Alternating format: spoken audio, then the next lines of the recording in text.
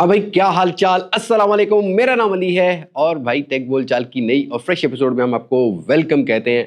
वैसे तो जो इस टाइम कंफ्यूजन और जो पैनिक क्रिएट हुआ हुआ है वॉर को लेके, उसमें इतनी बड़ी टेक बोल चाल पाकिस्तान की लोकल मार्केट्स तो नहीं आ रही, लेकिन ग्लोबल मार्केट और पाकिस्तान की लोकल मार्केट को मिक्सअप करके कुछ ले लेते हैं। लेकिन अल्लाह खैर करे, हालात बेहतर होंगे तो बहुत सारी प्रोडक्ट भी अलाइन की जाएंगी, लेकिन कुछ प्रोडक्ट जो है वो लॉन्च डिलेड भी हो गई हैं और कुछ प्रोडक्ट जो है ना वो हमें ग्लोबल मार्केट में देखने को मिलेंगी। तो आज की इस वीडियो में सारी टेक बोलचाल हम लोग कवर करते हैं।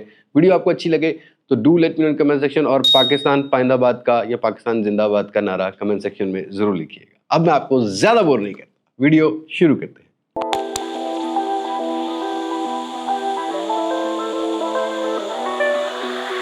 दोस्तों, सबसे पहली टेक बोलचाल की बात करते हैं तो एंड्रॉइड 16 को लेकर आ रही है, जहां पर एंड्रॉइड का एक इवेंट होने जा रहा है जो कि लीक्स निकल आई हैं। पहले थोड़ी सी मटेरियल यूआई को लेके, थोड़े से आइकन्स को चेंज किया जाएगा, कलर्स को चेंज किया जाएगा, थोड़ा सा नोटिफिकेशन पैनल में आपको नया कस्टमाइजेशन मिल जाएगा। और ये मटेरियल यूआई 2021-22 से ही हमें नजर आ रही है कि भाई चेंजिंग होती हुई नजर आ रही है। तो एंड्रॉइड 16 की जो अपडेट आएगी उसमें आपको थोड़े बहुत कलर्स और साथ के साथ आइकन जो है ना वो रीअलाइन होते हुए मिलेंगे। और अपनी अगली टेक बोलचाल की बात करते हैं तो टेक्नो का एक फोन का इंतजार लोग बहुत ज्यादा कर रहे हैं और वो लॉन्च डिले से डिले होती जा रही है। अभी टेक्नो कैमन 40 प्रीमियर क्या पहले ये था कि मिड ऑफ मई लॉन्च होगा, तो अभी ये पता लगा है कि भाई ये एंड ऑफ मई में कहीं ना कहीं लॉन्च हो रहा होगा। मई के एंड वीक में कहीं ना कहीं पाकिस्तानी मार्केट में इसकी अवेलेबिलिटी की जाएगी। राइट नाउ आपको पता है कि फ्लाइट्स बंद हैं और इंपोर्ट्स के अंदर भी थोड़ा सा मसला है इस क्रिटिकल सिचुएशन में, बट इंशाल्लाह बेहतर हो जाएंगे तो फिर ये लॉन्च होता हुआ मिलेगा। और भाई अपने अगली टेक बोलचाल की बात करते हैं तो पोको को लेके अपडेट आ रही है। पोको F7, इसके बारे में मैं खैर पहले भी बता चुका हूं आपको कि जो चाइना की मार्केट में रेडमी टर्बो 4 प्रो जो लॉन्च हुआ है वो एक रीब्रांडेड फोन होगा। पोको का इनका आपस का रिलेशन है भाई, जो चाइना में रेडमी का फोन लॉन्च होता है ग्लोबल मार्केट में पोको का लॉन्च होता है। तो इसकी लॉन्च डेट सामने आ गई है, या तो बिल्कुल एंड वीक ऑफ मई के अंदर ग्लोबल मार्केट में या पहले वीक ऑफ जून के ग्लोबल मार्केट में लॉन्च होगा। और पाकिस्तानी लॉन्च डेट भी कुछ डिजिटल मीडिया पे सामने आ रही है, जहां पर बताया जा रहा है कि जून के मिड के बाद ये पाकिस्तानी मार्केट में भी लॉन्च हो सकता है। और जो चाइना की प्राइस है उसको कन्वर्ट कर करके भाई 1.5 लाख रुपए की विद पीटीए टैक्स इसकी जो प्राइस निकल के आती है। जैसे पोको F7 प्रो हमें देख रहे हैं ना कि 1,80,85 हज़ार रुपए की रेंज की रिटेल प्राइस है, तो ये उससे कम कीमत में होने वाला है। नया हार्डवेयर जरूर मिलेगा, स्नैपड्रैगन 8S Gen 4 वाला। बाकी वही 1.5K का डिस्प्ले और फास्ट चार्जिंग इसमें देखने को मिलेगी। डिजाइन वही होगा जो कि रेडमी के टर्बो 4 प्रो का डिजाइन है। तो फाइनली पोको F7 भी पाकिस्तान में रेडी है लॉन्च के लिए, बट आफ्टर अ मंथ। अपनी अगली टेक बोलचाल की बात करते हैं तो ओप्पो को लेके ओप्पो रेनो 14 सीरीज लॉन्च होने जा रही है चाइना की मार्केट में 15 मई को। और भाई ग्लोबल मार्केट में 1 महीने बाद, या इंडिया की मार्केट में अगर 1 महीने बाद लॉन्च होती है तो पाकिस्तान में कब लॉन्च होगी? हमेशा से ओप्पो का एक हिस्ट्री रहा है कि ओप्पो पाकिस्तान में चाइना की लॉन्च के 2 से 2.5 महीने बाद पाकिस्तानी मार्केट में लॉन्च करता है। और रेनो 13 को भी वैसे 3 महीने हुए हैं, 2-3 महीने हुए हैं। तो अभी फिलहाल पाकिस्तान की मार्केट में अगर लॉन्च होगा तो जुलाई अगस्त में होगा। और इसके बारे में मैं पहले भी अपडेट दे चुका हूँ कि डिज़ाइन तकरीबन सिमिलर मिलेगा, बस हार्डवेयर के अंदर एक थोड़ा सा चेंज ये है कि 8400 वाला डायमेंसिटी का हार्डवेयर यहाँ पर मिलता है आपको, जो कि रेनो 13 के अंदर 8350 वाला था। बाकी 6000 mAh की बैटरी कर दी है। डिस्प्ले आपको उसी टाइप के देखने को मिल जाएगा यहाँ पर। बाकी जब ये आएगा तो एक्सपीरियंस करेंगे। बाकी 80 वॉट की फास्ट चार्जिंग डाल दी है। और जो रेनो 14 प्रो होगा उसके अंदर telephoto lens yes still included होगा, बट लेट्स सी पाकिस्तान में ओप्पो कैसे प्राइस को टेकल आउट करता है कैसे नहीं। वैसे आपको रेनो 13 और A56 का हमारा कंपैरिजन भी तैयार हो रहा है, जो कि राइट नाउ एक अवेलेबिलिटी है पाकिस्तानी मार्केट में। अगर 1.5 लाख रुपए के राउंड देखते हैं तो उनके कंपैरिजन से देखेंगे कि रेनो 13 कितना कम्पीट करता है कितना नहीं। लेकिन रेनो 14 के अगर आप वेट करें तो you have to wait for July और अगस्त। और भाई रियलमी ने कर दिया कमाल, क्योंकि एक ऐसा फोन जो कि दुनिया का सबसे स्लिमेस्ट फोन होगा लेकिन सबसे बड़ी बैटरी लेके आएगा। 10,000 mAh की बैटरी रियलमी ने एक फोन पे शोकेस और मार्केट करना स्टार्ट कर दी है। ये है क्या? बेसिकली बहुत ज़्यादा जगह पर मिसकंसेप्शन ये भी है कि ये Realme GT7 हो सकता है। तो नहीं भाई, ये Realme GT7 नहीं होगा, ये एक कॉन्सेप्ट फ़ोन है।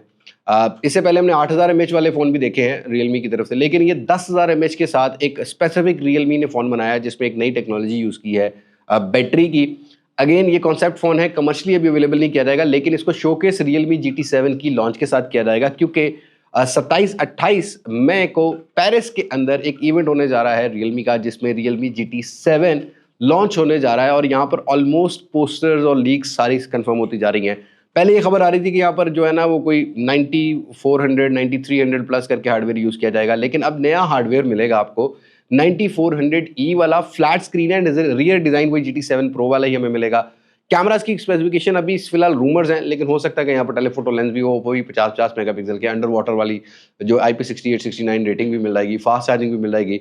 But let's see. और पाकिस्तानी मार्केट में भी Realme GT7 ग्लोबल मार्केट की लॉन्च डेट के बाद प्रॉबली जुलाई में लॉन्च हो, जून के अंदर रियलमी का कोई नंबर सीरीज का फ़ोन आ सकता है।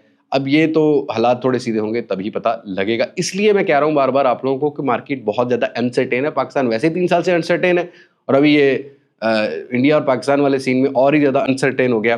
तो देखते हैं, अल्लाह बेहतरी करे। और मई का महीना ग्लोबल मार्केट में थोड़ा एग्रेसिव नजर आता है। ऑल्दो जो पाकिस्तानी रीजन है इसमें थोड़ा सा स्लो नजर आएगा, लेकिन ग्लोबल मार्केट से एक और खबर ये आ रही है कि सैमसंग अपनी S25 सीरीज में एज का एडिशन करने जा रहा है और इस फोन को इन्होंने S25 सीरीज की लॉन्च पे थोड़ा सा टीजर किया था। देन MWC पे भी हमने थोड़ा सा एक्सपीरियंस किया था, बट अब ये चीज़ें फाइनल हो गई हैं कि भाई ये फ़ोन भी जो है ना वो मई के महीने में सैमसंग लॉन्च करने जा रहा है। और इस फोन के अंदर अब सेरेमिक 2 वाला ग्लास देखने को मिल जाएगा। 200 मेगापिक्सल का कैमरा होगा। हार्डवेयर यहाँ प्रॉबली फिलहाल ये कंफर्मेशन है कि स्नैपड्रैगन 8 एलीट होगा, लेकिन मुझे ये लगता है कि कुछ रूमर्स ये कह रहे हैं कि स्नैपड्रैगन 8 Gen 3 भी हो सकता है। बाकी इस फोन के अंदर स्लिमेस्ट डिज़ाइन ही इसका जो है ना वो ओवरऑल एक फीचर होने वाला है। और ज़्यादा लेट नहीं, 13 मई को ही पता लग जाएगा, क्योंकि 13 मई का एक लॉन्च इवेंट का टीजर सैमसंग ग्लोबल डाल चुका है। और अपनी अगली खबर की बात करते हैं तो ये भी सैमसंग की तरफ से है। अगस्त या जुलाई एंड वीक में सैमसंग अपना ट्राईफोल्ड लॉन्च कर सकता है। जी हाँ दोस्तों, ऑल्दो मैंने इसको हाथ तो नहीं लगाया था MWC में, बट देखा जरूर था। ट्राईफोल्ड इनका कॉन्सेप्ट फोन इन प्रोसेस था, हुआवे ने बना लिया, तो अब सैमसंग कहाँ छोड़ सकता है। तो सैमसंग का जो ट्राईफोल्ड है वो स्लिमेस्ट ट्राईफोल्ड होगा, बिकॉज सैमसंग ने यहाँ पर नई बैटरी इंप्लीमेंट कर दिया और यहाँ पर सिलिकॉन कार्बन बैटरी के साथ ये ट्राईफोल्ड मिलेगा। फिलहाल इस तरह कुछ दिखता है, लेकिन सही कंफर्मेशन देखते हैं कि भाई जब ये लॉन्च होते हैं तभी पता लगेगा हार्डवेयर और बाकी चीज़ें। और प्रॉबली सैमसंग अपने फोल्ड को डिसकंटिन्यू करके अब ट्राईफोल्ड, मतलब जो इसका फोल्ड फोन होता है ना जो डबल खिड़की वाला होता है, अब उसकी जगह आपको ट्राईफोल्ड जो है वो देखने को मिल सकता है। तो इस दफ़ा फ्लिप और ट्राईफोल्ड होगा, या प्रॉबली फोल्ड 5 के बाद फोल्ड 6, 7 जो भी चल रहे हैं वो उनका भी एक एडिशन हो। लेकिन अभी इसके बारे में सैमसंग का कोई अपना डायरेक्टली कोई ओपिनियन नहीं है या डायरेक्टली कोई स्टेटमेंट ऐसी नहीं आई है कि भाई हम सिर्फ ट्राईफोल्ड ही चलाएंगे।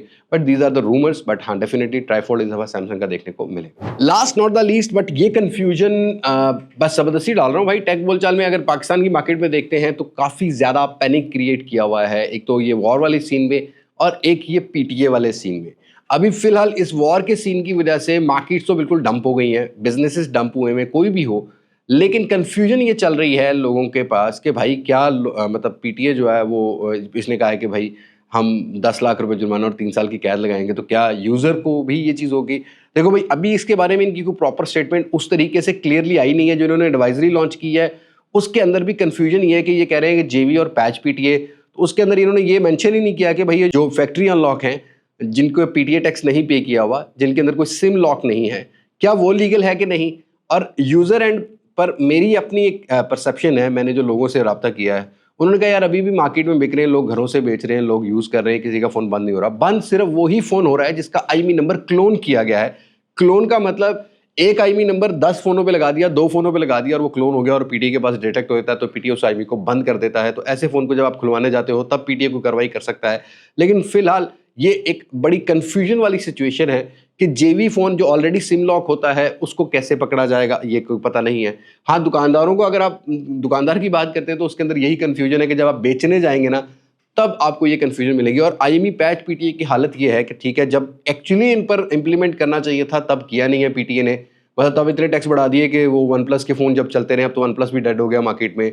सैमसंग के सर्वर बंद है, मोटरोला के बंद है। पहले ये आज से 2 साल पहले अगर आप देखोगे तो मेरे हिसाब से तब PTA patch phone thousands of मतलब लाखों के हिसाब से बिक रहे थे। और अब सिर्फ पिक्सल के फ़ोन हैं जिनके टैक्स भी नॉमिनल आते हैं, कुछ टैग मॉडल भी आते हैं जिनके टैक्स भी नॉमिनल आते हैं। लोग ऑफिशियल PTA अप्रूव भी कुछ फ़ोन्स करा लेते हैं। सिर्फ पिक्सल के फ़ोन ही हैं जिनके IMEI नंबर क्लोन किए जा रहे हैं।